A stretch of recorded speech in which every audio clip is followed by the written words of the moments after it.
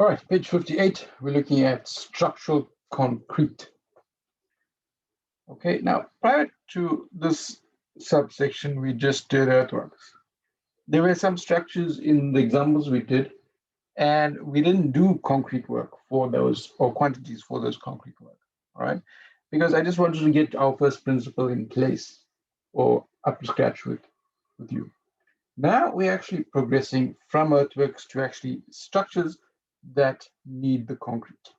And because of that, there are certain new items that come in. It's just not pouring concrete and carrying on. Because as you know, once you go above the ground, you need some kind of material, such as formwork, to hold the concrete in place until it hardens enough to be removed. All right, so let's look at all those extra items that involve structural concrete. All right, 3.2.1, measurement and rates. Formwork, as I mentioned a moment ago. Formwork will be measured as the net area of the face of the concrete to be supported during the deposition of concrete. Formwork in continuous lengths of narrow widths will be measured by length. Separate items will be scheduled for each class of finish required in the form concrete. Now, in this one paragraph alone, there's quite a bit of information. All right, let me elaborate. Now, when it says here, net area of the face, if I have a column, right, a square column made of concrete, okay,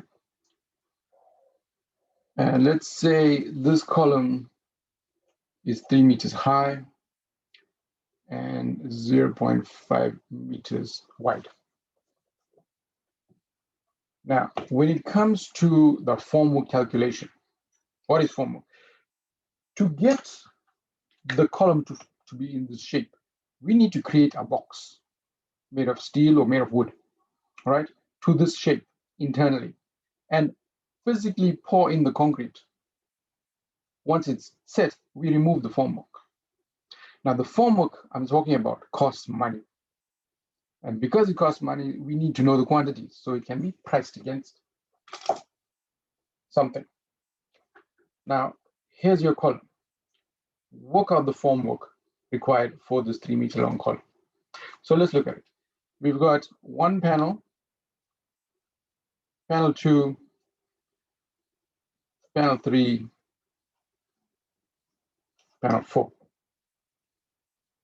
All 4 panels, 1 to 4, are identical in size. Okay. So panel 1, what would it be? 3 times 0.5 is equal to 1.5 meters squared. How many do we have? Times 4, and we can say it's 6 meters squared of formwork required for this. Now, what I'm getting at, this item here, net area of the face.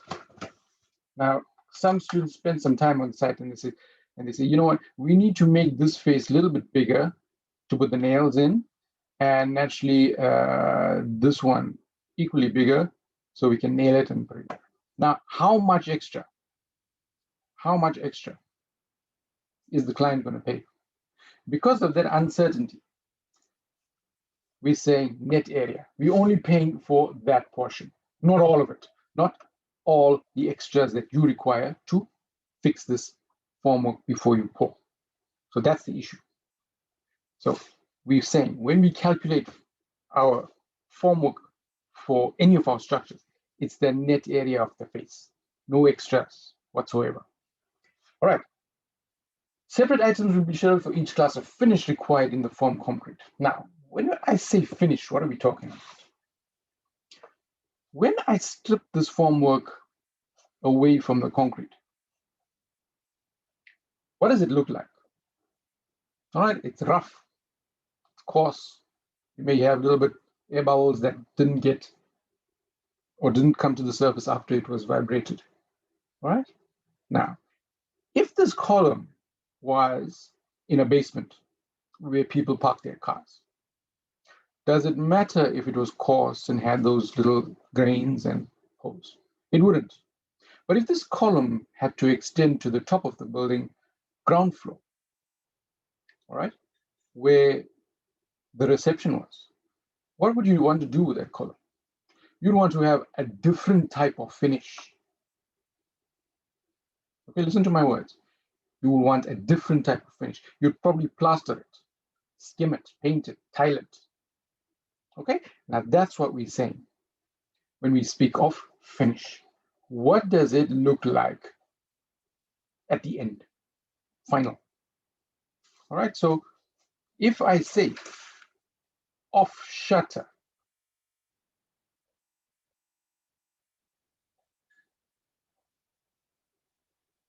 off shutter finish is acceptable. It means leave it like that.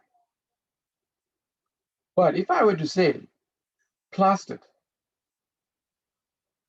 what does that mean? It means now you have to calculate the area of the column again. There's there. And I want a 10 mil plaster on it. Now you have to calculate volume.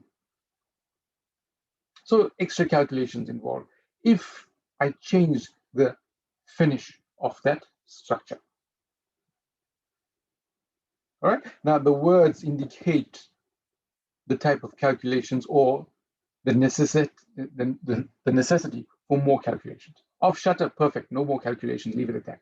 But plastered, now you need to do more work, more materials, cost, new item in a bill of quantity. All right, so that's from that little paragraph there.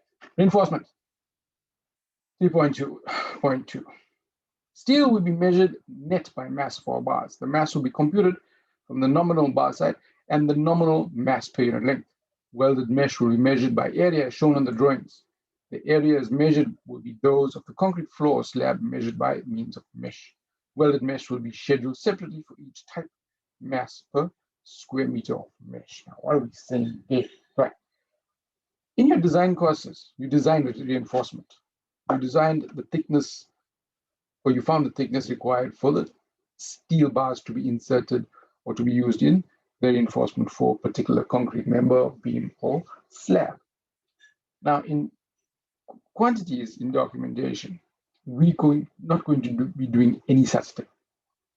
The calculation for reinforcement will be based on volume of concrete. Now, that may not make sense to you, but I will show you in a moment how easy it is in terms of a reinforcement calculation for quantities. Now, some members, such as a floor, will have a mesh reinforcement. And that's an easy calculation simply because it's area. How much of mesh reinforcement is required? It is the net floor area of that particular structure. If our floor is something like that, 12 meters by 6 meters, then, and this is our brickwork,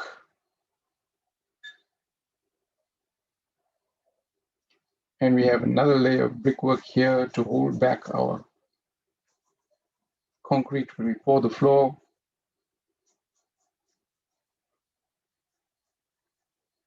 All right, then from that internal to that internal will be the net area for the mesh reinforcement for this floor slab. All right, we'll do a question such as that as we progress within this particular subsection. All right, concrete. Concrete will be measured net to the dimensions shown in the drawings or to the dimensions cast, whichever are smaller. So if I give you a dimension, that's it. There's no interference with it, making it larger or smaller for whatever reason. Sub-foundation carpets and blinding layers will be measured to the planned size of the concrete structure resting on the carpet. Now, here's something new. If you recall, we did blinding layer in methods. Okay, I know you did it because I did it with you, so you can't lie to me. Go and pull out your methods textbook, find out what a blinding layer is. All right, let's talk about it. So, firstly, why do we need a blinding layer? Before that, what is a blinding layer? Okay, if you look at your notes, it says weak concrete, 10 MPa. All right, where do we put it? We put it here. Why do we put it there? Because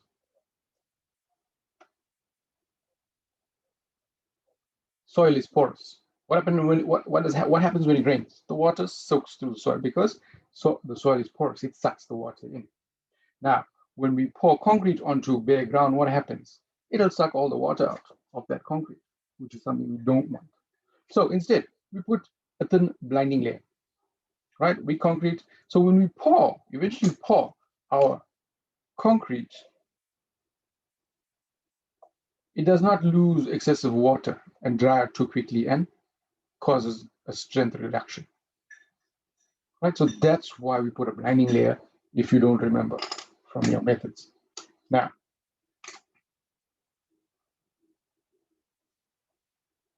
how thick is that?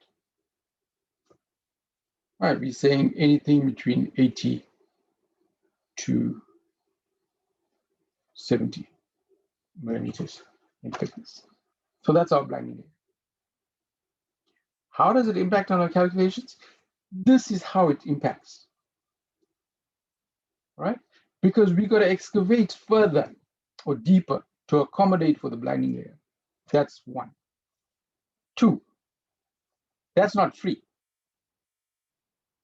Okay, 10 MPa, or let's call it 15 MPa, that costs money. So it'll be a new line item in your bill of quantities for blinding layer for a contractor to cost.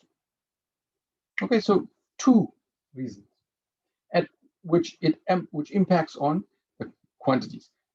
More earthworks, more concrete, two extra line items. All right, so that's the reason for blinding layer. All right, let's move on. When the concrete is scheduled by volume, it will be measured on the mean thickness as cast. Separate items will be scheduled for each type and each grade of concrete. Now, here's our problem, right? Each type and each grade of concrete. So if you have a blinding layer of 15 MPa, if you have a floor slab, same structure, of 25 MPa, and if you have walls of 20 MPa, and then we put a roof slab of 30 MPa, separate line items will be scheduled for that. Because different strengths, different costs, you can't put them together. And at no time will you add that up. That don't mean shit, that number. All right? You'll see that in a calculation when we come to a question. All right, concrete in the column supporting a reinforced concrete beam or slab structure will be measured between the top surface of the foundation beam or slab on which the foot of the column is standing and the underside of the beam slab supported by the column. That you will see in a moment in a calculation. What do we do? What do we mean? It's just trying to put in words something physical or something practical. Something hard to understand, but you'll see what that means. All right, moving on. Scheduled formwork items, rough, smooth, narrow widths, all in area. All right, narrow widths in meters. Scheduled reinforcement steel bars, notice it's in time. All right, so if we quantifying steel, we're going to find out the tonnage, all right, the weight of it. All right, high tensile mesh area. Remember the sketch here? If it's mesh, we're going to be finding an area. All right, schedule concrete items. Prescribed mix, spoke about that. MPa, 15, 20, 35, whatever. Blinding layer, I just explained that. All right, surface finishes, we're looking at wood float, steel float, or power float, not critical in terms of quantifying it. All right, so that's basically my introduction to concrete work. Now, let's put all of that discussion in a calculation.